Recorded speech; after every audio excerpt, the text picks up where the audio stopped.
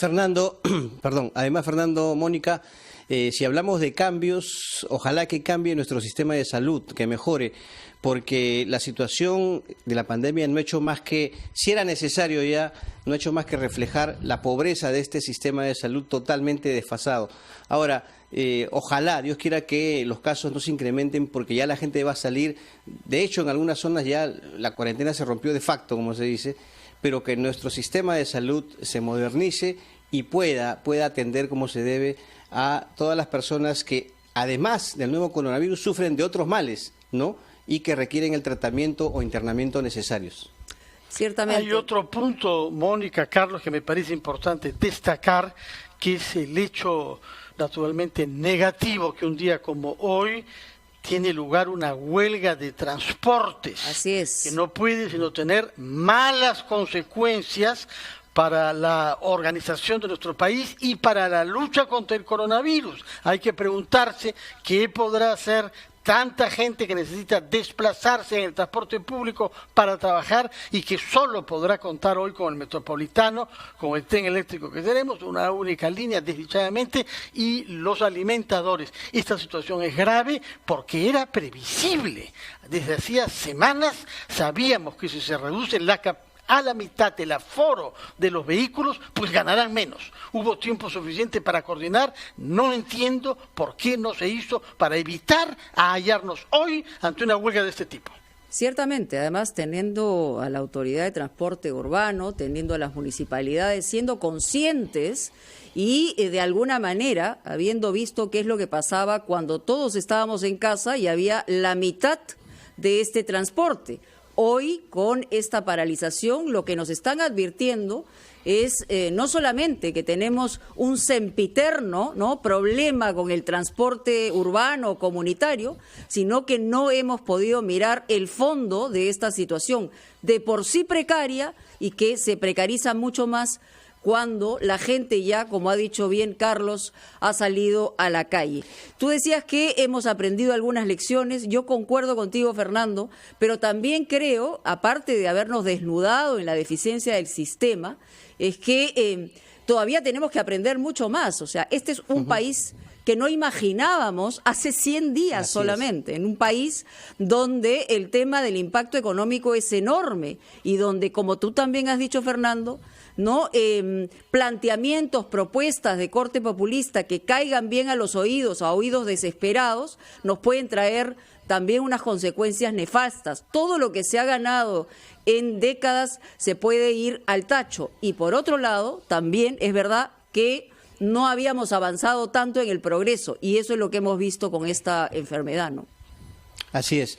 Bueno, compañeros, quería yo darles a conocer que tenemos un informe justamente hoy que llegamos a los 100 días de la emergencia por el nuevo coronavirus. Fue el pasado 15 de marzo que el gobierno decretó la medida en vista de la inminente propagación de la enfermedad. ¿Qué hemos aprendido, a propósito de la pregunta de Mónica, de nuestra sociedad y del Estado en más de 3 meses de confinamiento? A ver, lo repasamos en el siguiente informe. Han pasado 100 días desde que el gobierno de Martín Vizcarra declaró el estado de emergencia por el nuevo coronavirus en nuestro país. Las consecuencias del confinamiento obligatorio son transversales, como lo explica Hugo Ñopo, investigador principal de GRADE, quien sostiene que el virus visibilizó desigualdades sociales que nunca fueron resueltas en gobiernos anteriores. En un país como el nuestro, esas restricciones absolutas son muy difíciles de respetar, muy difíciles de mantener, por un asunto de incumplimiento en general de las normas y los reglamentos que está en nuestra cultura, pero también por un asunto económico. La pandemia afectó al sector educativo y pese a que se creó el programa estatal Aprendo en Casa y las clases se digitalizaron, el rendimiento y la calidad del año académico se han convertido en un reto. Para Manuel Higuíñez, ex viceministro de Gestión Institucional y actual profesor de la Universidad Antonio Ruiz de Montoya, el Estado deberá esforzarse más para evitar el retraso o la deserción escolar. No todos acceden igual, en iguales condiciones, algunos ni acceden realmente. Y también el acumulado cultural, educativo, los aprendizajes, los conocimientos y las capacidades y competencias permiten a unos aprovechar más que a otros la oportunidad digital.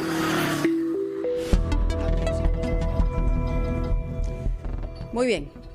lo habíamos anunciado, estamos dentro del contexto, vamos a ir de inmediato con el titular de salud que ha tenido un protagonismo en estos 100 días muy importantes. Todo ha pasado por la evaluación del Ministerio de Salud porque evidentemente esta crisis es sanitaria y como decíamos al principio, nos ha cambiado la vida a todos los peruanos, nos ha puesto en el reflejo de un espejo que no imaginábamos nunca y creemos que también ha sido un aprendizaje para el propio titular de la cartera. Don Víctor Zamora, bienvenido. Estamos en comunicación, no lo escucho bien. Si pudiera usted, por favor, decirnos... Buenos días, Mónica, Fernando, Carlos. Gracias. Buenos días, ministro. Muy bien. Bueno, la primera pregunta es eso, no solamente una evaluación, sino mirando en retrospectiva, siempre es interesante ver cuáles han sido los hitos y cuál es la circunstancia que probablemente mirando hacia atrás se pudo haber hecho mejor desde el punto de vista de la estrategia en el sistema de salud, porque evidentemente después podemos desgajar el problema por partes, ¿no? Bueno, gracias por la pregunta, Mónica, porque, bueno, en primer lugar, es una lucha contra una de las más grandes amenazas sanitarias de la historia de la humanidad y ciertamente en nuestro país. Es una oportunidad, primero, para agradecer a todo el esfuerzo de miles de trabajadores de salud, de la policía, militares y comunicadores como ustedes, en quienes la sociedad ha puesto la responsabilidad de responder a este reto. Todos los días es un aprendizaje, Mónica. Hace 2 días estuvimos inaugurando con el señor presidente 100 camas de hospitalización que se suman a las casi 14.000 camas que hemos puesto a disposición de la lucha contra la epidemia, de las cuales 1.300 son unidades de cuidados intensivos. Y hemos conversado eso en varias oportunidades del nivel del cual habíamos empezado. Y todos los días es un esfuerzo por aumentar la capacidad de un ministerio que encontramos en la situación que todos sabemos que estaba. Hemos aumentado también nuestra capacidad de laboratorios. Ahora ya tenemos 13 laboratorios cuando habíamos empezado con solo 1. Hemos aumentado nuestra capacidad diagnóstica. Solamente teníamos la posibilidad de hacer 500 pruebas diarias.